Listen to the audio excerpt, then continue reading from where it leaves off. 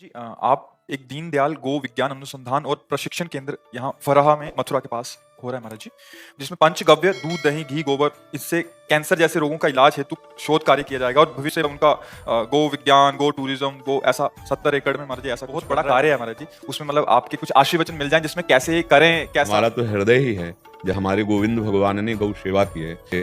जैसे गौ हत्याएं होती हैं उन पर जैसे रोक लग जाए तो फिर हमारी गायें इधर उधर घूमेंगी। अगर बड़ी बड़ी गौशालाएं नहीं खुली जाएंगी तो बहुत हानि है, क्योंकि अब वो गायें घूम रही हैं और किसानों की फसल नष्ट कर रही हैं और किसान दुग्ध के लोभ से भैंसों का पालन कर रहे हैं, गायों को छोड़ रहे हैं। तो ये तो सबसे पहली बात हुई हमारे धर्म की रक्षा के लिए गौशाला। दूसरी बात, गाय हमारे समाज के लिए कितना उपयोगी है।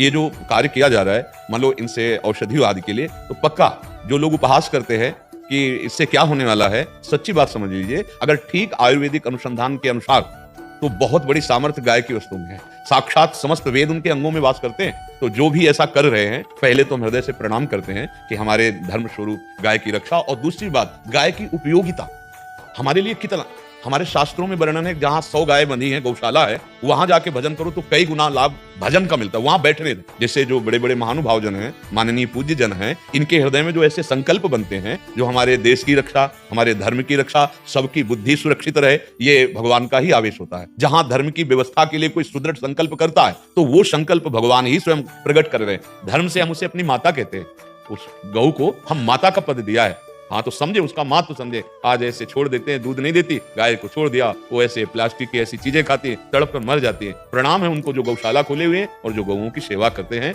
बहुत आवश्यकता है हमारे समाज को जागरूक करने की। इस समय देश में 32 प्रकार की गाय बची हैं, देसी गाय।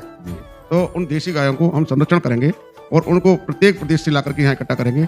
जो देश में सभी प्रजाति की जो गाय है देसी, वो सभी वहां पर मिलेंगी। हाँ बिल्कुल, बहुत सुंदर है। अब हम तो शरीर से तो असमर्थ है, लेकिन हृदय से हम आपके साथ हैं, क्योंकि हमारे जीवन का उद्देश्य यही है कि हमारी समाज व्यवस्थित हो, हमारा विश्व शांति का स्वरूप प्रकट हो। वो तभी होगा जब ये बदले। ये बुद्धि नहीं बदलेगी तो कुछ नहीं बदलने वाला। अब बुद्धि बदल जाए तो सब बात बन जाए, और यही धर्म से ही बुद्धि बदलती है। ये धर्म है, इसी से बुद्धि शुद्ध होती है। नाम जप है, इससे बुद्धि शुद्ध होती है। बड़े बुजुर्गों की सेवा से, बीमारों की सेवा से, पशु पक्षियों की सेवा से, भगवत भावना से की जाए तो इसी से परम पद मिल जाएगा। हम आए हुए गौ सेवा के धन से हम अपनी किसी स्वार्थ वासनाओं की पूर्ति करने लगे तो फिर भगवत प्राप्ति की बात हम नहीं कहते, फिर आप भ्रमित हो जाएंगे। और अगर उसको एक एक उसी सेवा में लगा दिया तो निश्चित गौ सेवा मात्र से हृदय पवित्र होकर गोविंद के चरणों में आसक्त हो जाएगा। ये भगवत प्राप्ति का साधन भी है और यही सिद्ध वस्तु है, क्योंकि स्वयं भगवान गौ